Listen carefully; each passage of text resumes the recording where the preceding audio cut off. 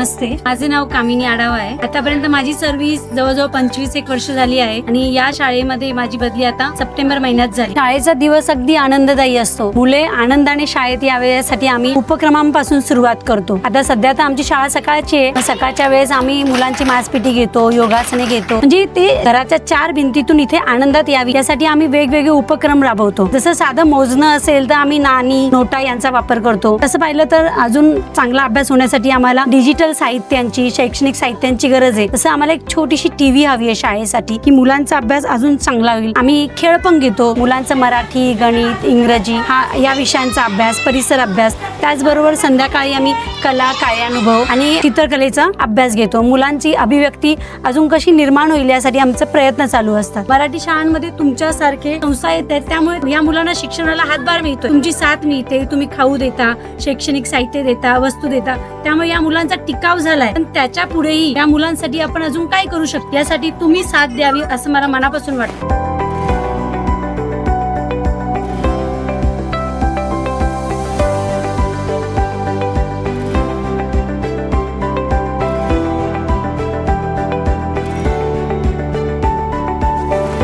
माझे नाव स्फूर्ती भोईर आहे. तसे सर आणि मॅडम आले तेव्हापासून विद्यार्थी अजून आहे आणि शिक्षक पण. मला शाळेची आवड लागलेली आहे की मला शाळेत जायचंय, मला आज शाळेतून हे भेटणार आहे. सर आज मला मारतील अभ्यास जर नाही केला तर, समजून पण घेतात की आज म्हणजे टेन्शन काय आहे का त्याला मुलाला, आणि की त्यांचं जेवण ते पण शाळेमध्ये भरपूर प्रमाणात चांगलं असतं. त्या मुलांना ना मॅडम आणि सर खूप जीव लावतात. कधी कोणचा मुलगा आला नाही त्यांना घरी घ्यायला जातात. त्यांना असं वाटतं आपली मुलं शिकावं गरीबाचे, आणि त्यांना एक चॉकलेट वगैरे दिलं का पोरांना असं वाटतं आज दिलं उद्या पण मिळेल असे, आणि ते मुलं शाळेत येतात.